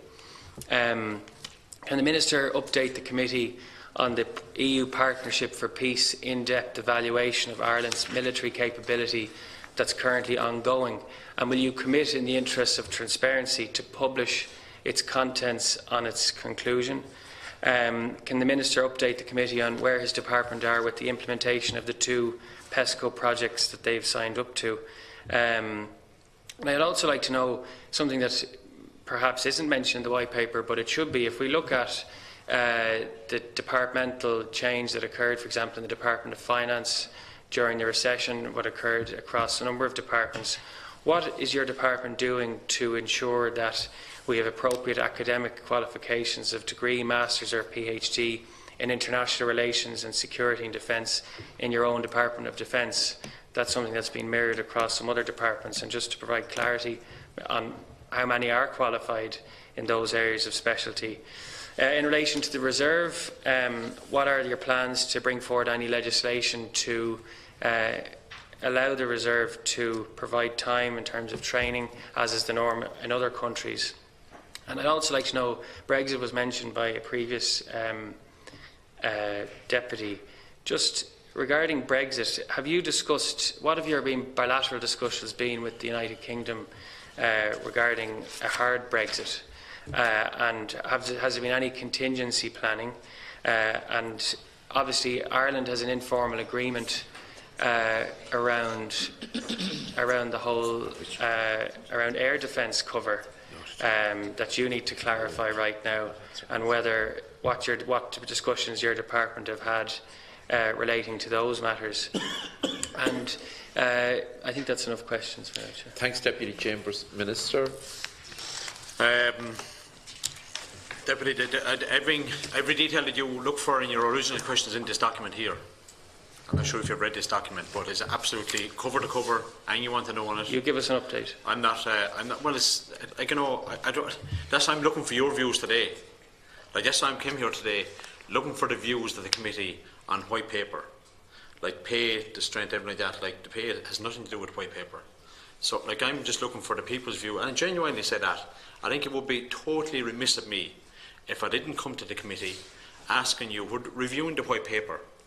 I wrote to your committee back in the autumn saying, like, I would like the opportunity to come before the committee to ask people's views on the white paper. Like, I'm here with estimates later on. I have no problem in answering any of those questions, but most of them does not relate to the white paper. Oh. And I genuinely say that, like, the white paper is probably, it's a 10-year project that we will be reviewing. And I would be remiss if I was an opposition spokesperson and the minister didn't come before the committee. I'm not criticising your appearance. Asking for your thoughts and feelings on the specifics in the white paper. But I'll go through the questions that you've asked. The pay is not an issue for the white paper, but yes, the Secretary General, the Chief of Staff, and the Department of Public Expenditure Reform met with the Pay Commission this morning. I don't determine who appears before the Pay Commission. As I've stated to you on numerous occasions, the Pay Commission is independent.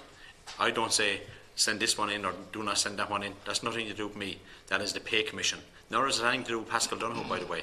That's why we have an independent Pay Commission to look at the overall pay. No one muzzled anybody, but it's totally up to the Pay Commission. The overall strength of the organisation at the moment is 94%. There is absolutely no delay in recruitment, either of the reserves or the enlisted. There will be a process underway now shortly regarding a competition. On the matter of cyber, I'm not going to give you the details of many members of the Defence Forces are with the cyber unit in the Department of Communications for security reasons. There aren't any. I've been absolutely reassured by the Chief of Staff that it is very well resourced and that any asks that have been asked upon us that we do our best to facilitate that. But that is the cyber is a security matter for the Department of Communications and Minister Minister Richard Bruton. On the capability development plan, that's an ongoing project, but this is a priority project. A huge amount of work has been carried out on it. And you asked for how many qualifications within the Defence Forces. I will come back to you on that, Deputy. Regarding amendments that are required for the DFR R5 structure to the RDF and DFR S7 establishment of RDFRA, the regulations encompass a broad range of matters from finance, human resources, matters training to effectiveness criteria. Amendments of DFR S7 are linked to DFR R5, so the former cannot be finalised without the latter being completed. Amendments are very complex and time-consuming and require extensive consultation, and it is anticipated that the initial draft of the revised DFR R5 will be available within the coming months. As you know, the Attorney General's office have been absolutely snowed under with Brexit, and that has delayed all legislation of England, which I'm not saying has delayed this specifically, but like you know, there is when we totally depend on the staff of the Attorney General's office to help and assist us in drawing up legislation. This is a very complex piece of legislation, and we've one opportunity to get it right, and we want to make sure we get it. But I expect that we will have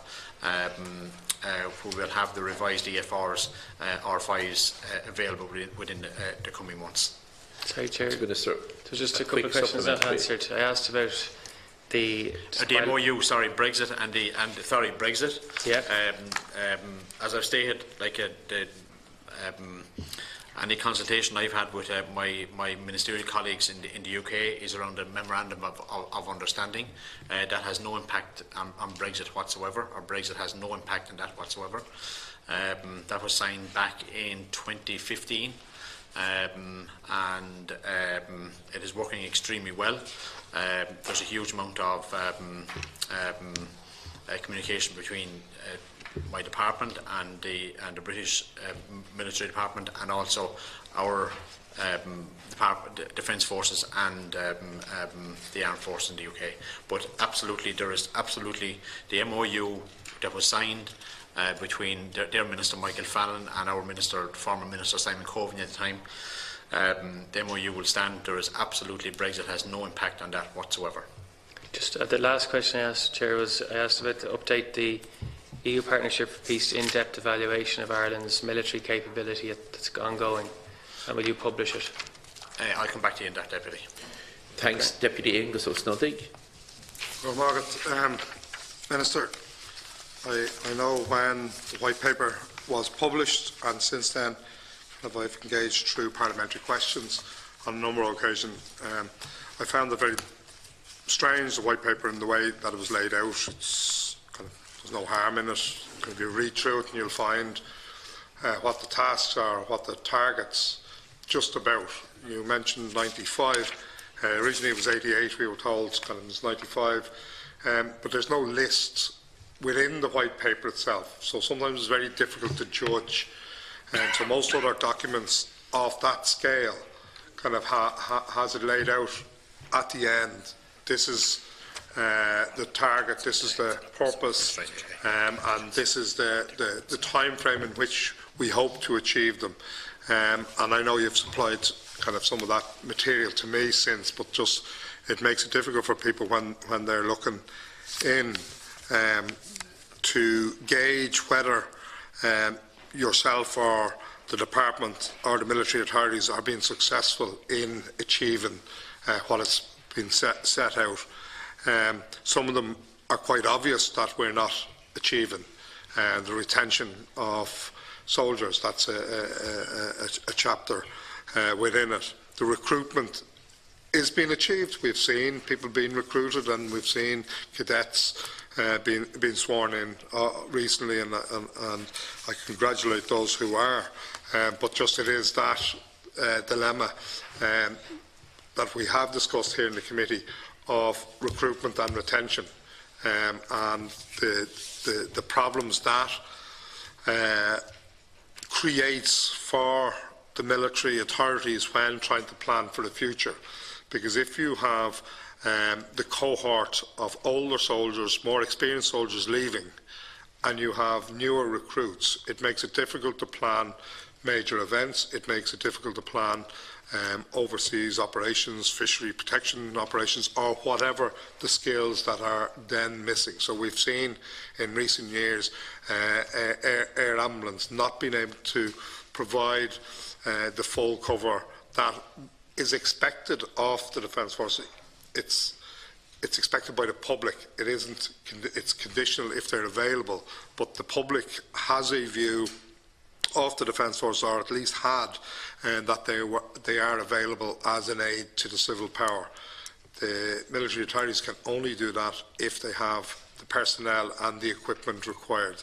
So we've seen on a number of occasions where they have been constrained, or where it's created difficulties, difficulties in terms of lack of staff, as in soldiers, or difficulty in terms of equipment.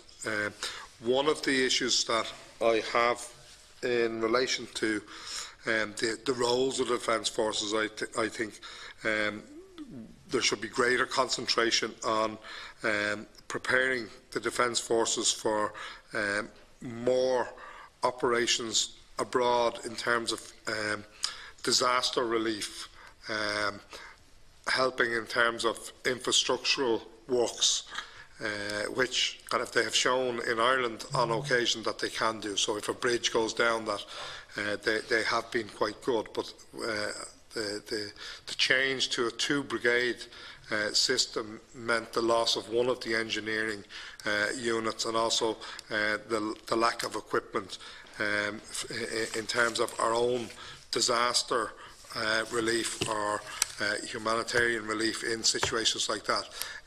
But I have a different view to most recent governments, because they have seemed to embrace the EU battle group role for the Irish Defence Forces rather than the peacekeeping per se, and also that of helping in disaster zones around the country. So my criticism, if you want, in terms of the review is if it would be made more accessible, the white paper in you set out the 95 targets or tasks or what you might call, so that when the cyclical reviews come up, that it's easier for people on the outside to come and say, look, kind of, we want you to focus in more on this and that. The event that has really changed a lot of what was set out in the white paper is Brexit, and we don't know as yet. So maybe kind of you being here this week is a pity it's not next month, because at least then we'd have hope. Well, we might have had some surety about it, because that will impact on the call on the Defence Forces in relation to border duty. So there's stories about Gardaí being trained or they have a plan already in place to stick some of the new recruits in the border region in particular, given in preparation for possible hard border. Also, we've seen last week the issue of fisheries. That will become a greater problem, or maybe duty, for the Defence Forces in the near future if we don't have the agreement that we'd intend. And obviously the Defence Forces and the Department, when preparing the white paper, wouldn't have been aware of Brexit coming down the track. You wouldn't have been focused in as much on that aspect of security, and that kind of suggests a need to continually, and I know it's been done, but to continually review the security situation as the Brexit issue develops. I think I've managed. Oh, one of the just finally, and again I've raised it, so it's more a comment than a question. But the first duty of the military authorities in the department is obviously to respect the members of the Defence Forces and to protect them and enhance morale. And there are a number of issues and a number of events that have happened in recent years which are contributing to lowering that morale. Protection, I haven't heard any problem in terms of protection of soldiers. I think they're happy with protection, but respect of soldiers has also been borne into question by the lack of proper wages and proper health and safety standards in the past. So I'll take Senator O'Sullivan, because we're running into time constraints again, and we have the Select Committee.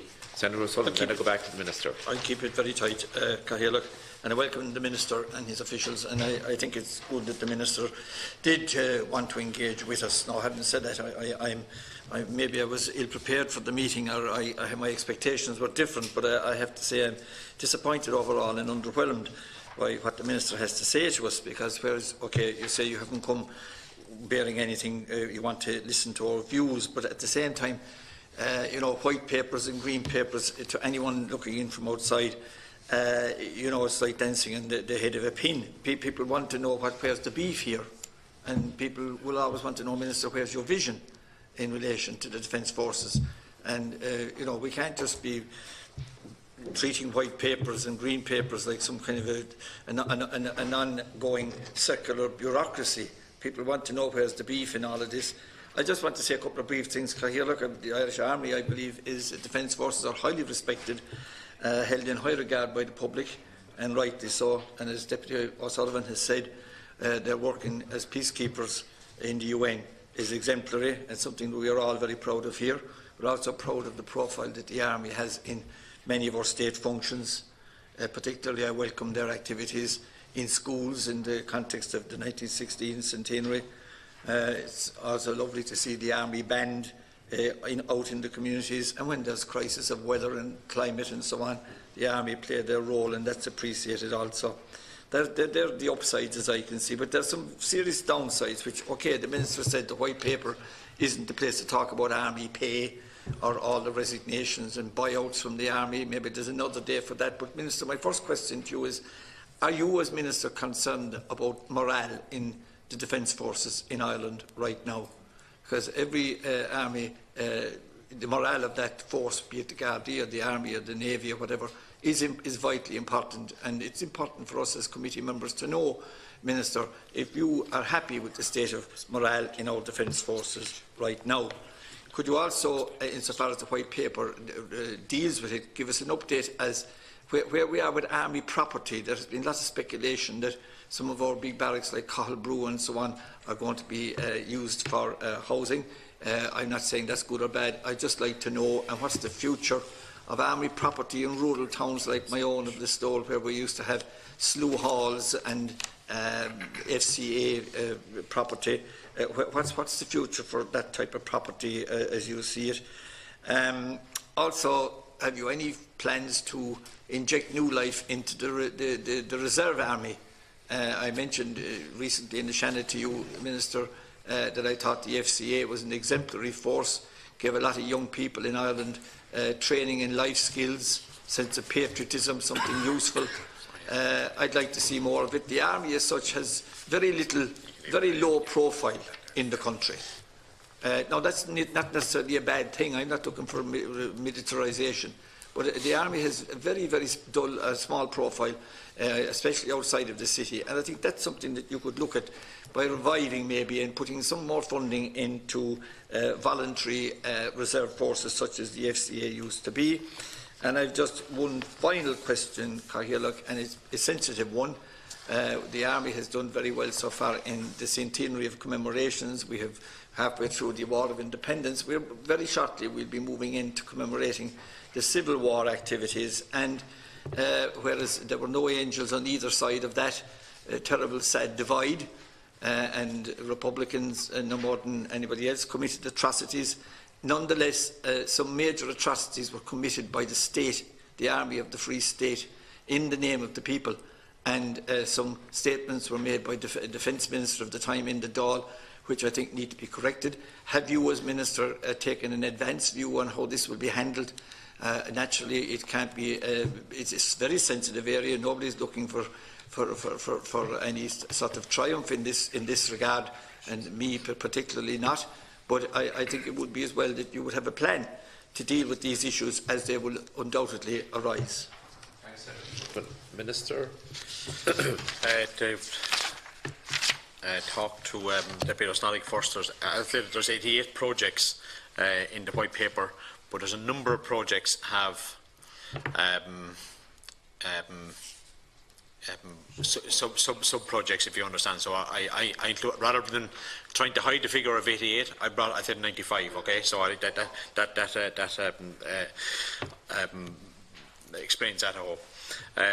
Absolutely, retention is a challenge, and recruitment and retention is a challenge for the Defence Forces, but this is a challenge for Defence Forces right across Europe and armed forces right across the world as well. When I talk to my colleagues, that'll be from many of our European counterparts, they have the very same issues as what I do. What I want to say is that we have funding for a full strength of 9,500. The government has provided that, and there will be recruitment opened over the next short while. I haven't got the exact date, but it's shortly, both reserve and enlisted personnel and cadets. The air ambulance out of Athlone, I'm not sure of any constraints, Deputy, that has been fully operational and is very successful. No one has stated to me that it has been unable to fly. If it has been unable to operate, it must be for some specific reason. I know when the helicopter there has been serviced that they can provide, or they do try to provide. Last year, for instance, they restricted flights at night to England with children and stuff like that. But that is because it's the type of helicopter that we have that we don't fly at night time with. Some of it was because the personnel weren't available on certain nights. Well, but what we have is an MOU with the HSE that will provide it when available. Like that's a no, I understand. It wasn't a criticism of. It's when available, but if it's not available, that suggests that there's a shortage, and that needs to be addressed. What I say is that the Defence Forces to date have been able to honour all asks by a government, let that be at home or overseas. You spoke about operations abroad and maybe assisting in where there, if there's some catastrophe abroad that we might be able to assist that. That, like, you know, we do, like, where we are on peacekeeping duties at the moment, like, we do reach out into the communities there, so we do. You spoke about the number of the reorg and the number of engineers. Okay, if we did reduce from a 3-brigade structure to a 2-brigade structure, but there was no reduction in the number of engineers. The key aspects of the reorganisation included the consolidation of under-strength units into smaller number of full-strength units, a reduction in the number of headquarters and the associated redeployment of personnel from administrative and support functions to operational units. In and around the issue of Brexit, absolutely. When this white paper on defence was published, Brexit wasn't might have been only it's only a small babe. It wasn't even born at the time, as I say. But absolutely, there's a huge amount of changes since then in and around Brexit, and like, I'm not going to say preempt what's going to happen next week, but what I want to say is that the Defence Organisation are currently engaged in prudent planning in response to Brexit, and this includes active participation in the whole of government framework developed in the response to Brexit. The primary responsibility for the internal security of the state rests with the Department of Justice and my colleague Minister Charlie Flanagan and Garda Síochána with the Revenue Commissioners, and there is ongoing and close liaison between Garda Síochána and the Defence Forces regarding security matters, with regular coordination and liaison meetings taking place. And you spoke there about the fishery protection. There are implications for increased monitoring and patrolling and inspecting of Irish controlled waters, but this will depend on the outcome of when the UK depart Brexit, and also that will be a matter for the Sea Fisheries Protection Agency in association with the Department of Agriculture. As I stated to Deputy Chambers earlier, there is, or I think it was Maureen O'Sullivan, I'm not sure, there is a senior official at Assistant Secretary level in my department who's leading the department's input into deliberations within the framework of with the framework of established right across government, and management board also maintains oversight of all Brexit related matters within my department. The avoidance of a hard border on the island is a fundamental to the draft Brexit agreement reached between the EU and the UK government, and there is no plans to introduce a new army barracks or defence forces base in the greater border region. However, the defence forces keep operational plans under constant review, and I'm satisfied that the operational readiness and deployability of the Defence Forces is such that they can respond effectively to whatever they are required to by the state or by government. We spoke about the security situation when the white paper was being put together originally in 2015. The security situation, of course, that is a very fundamental part of the white paper review, and that is why that when I spoke in my own statement, that we spoke about reviewing the security situation of the state. Senator O'Sullivan, if you actually go to page 5, the objectives of the white paper, that's the meat, that's my vision. That's the government's vision of where we see the Defence Forces organisation over the next 10 years, and that is why it's very important, as I've said earlier, that we review the white paper. But actually, the objectives of the white paper, that's the vision, and my vision and the government's vision, and it sets out very clearly what they are. It's the strategy statement. Absolutely, morale is very important within any organisation. Let it be from a political party to the Defence Forces to Garda Síochána to any department to the HSE to anybody. But as important as morale is leadership, and that is my leadership. It's the leadership of military management. It's the leadership of civil management. And I have to say, I have an excellent team around me, both military and civil. I think it is very important that we show the leadership. I'm not saying, of course, we have our challenges, but give me any organisation that doesn't have its challenges. You spoke about the role of the reserve. I've stated this on numerous occasions, that the Reserve Defence Forces is a very important platform for the association or the organisation as a whole, and they play a very important role within the organisation. Numbers have been dwindling. Why is that? It's because younger people now have more opportunities now than they did 20, 30 years ago. But let me state that the government have provided the funding for full training days for the reserves. There's no lack of funding there for the Reserve Defence Forces in their training days. And they are well funded. You spoke there about property. Over the past 25 years, my department has disposed of a range of properties that were deemed surplus to military requirements since 1998 under the Barrack Consolidation Programme. The sale has been completed in 12 of the 14 barracks that were closed under this programme. They were Fermoy, Castleblaney, Naas, Ballincollig, Dublin, Clancy Barracks, Monaghan, Longford, Cavan. They were new barracks as Letterkenny, Kildare, Clonmel and Lifford. The sale of Castlebar Barracks to Mayo County Council will be completed in the near future. The newly established Land Development Agency has identified Colin Barracks in Mullingar, which closed in 2012, as a viable solution to the provision of residential units, and will forms a significant contribution of the 3,000 units to be targeted by the Land Development Agency in this first tranche of the provision. Project Management Branch, on my instruction, has continued to liaise with the relevant officials in the Land Development Agency, and the transfer of the site to the LDA is a priority subject, and terms and conditions are yet to be agreed. Currently, some 37 million worth of capital projects are at various stages, from design to tender to construction, and these include the replacement of major secure storage facility Phase 2 and Phase 3 in the Defence Forces Training Centre, worth €10.2 million.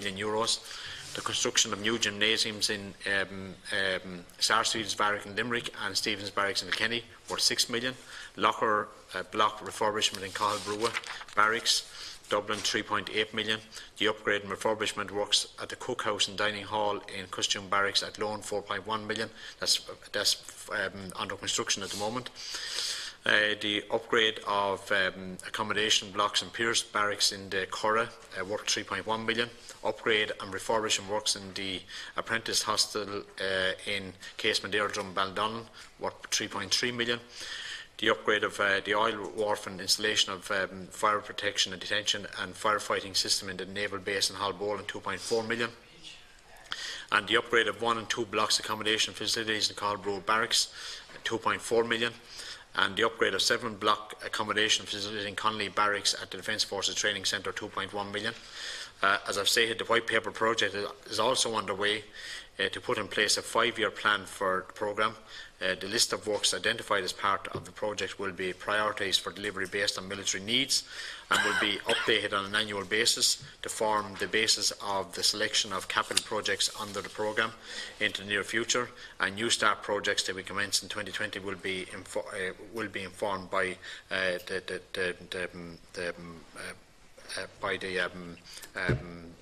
projects. And I want to make it very clear. Absolutely. I want to make it very clear, Senator, that there is no plans for the sale of Cathal Barracks. Absolutely no plans for that at the moment.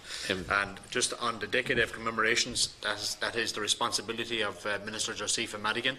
There is an all-party Commemorations Committee, following on from the 1916 commemorations, which were really successful.